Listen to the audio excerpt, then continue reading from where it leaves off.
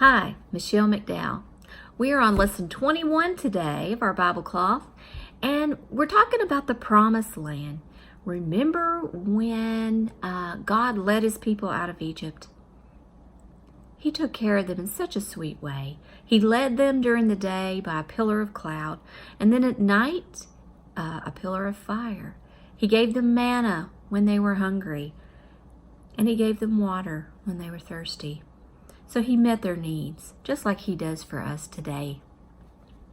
But boys and girls, one thing that happened after all that God had done for the Israelites, they came upon the promised land, and Moses sent some scouts from each tribe to go into the promised land and to come back and report to the people. So there were 12 spies that went in and checked things out. And 10 came back with a negative report. Oh my, there are giants there.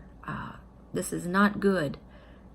But Caleb and his trusty friend Joshua, they went in and they came out with a positive report.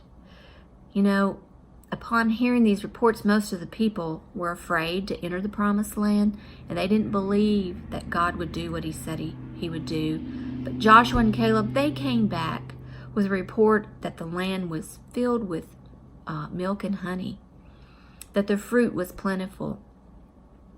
You know, there's a difference between being positive and being negative, especially when it comes to when God is involved. If God makes a promise, he will follow through, and we're to trust that.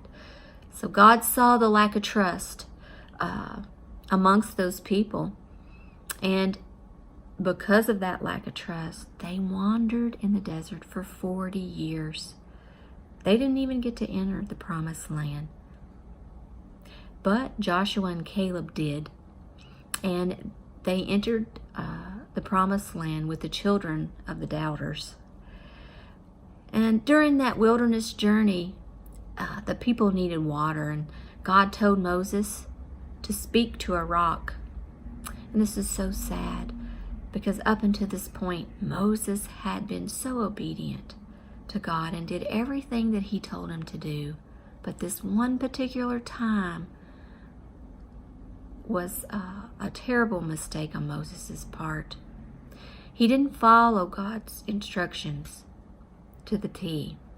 Moses lifted his hand and he struck the rock twice with his rod, and water poured out. But God told Moses that he wouldn't go into the promised land because of the sin of obedience.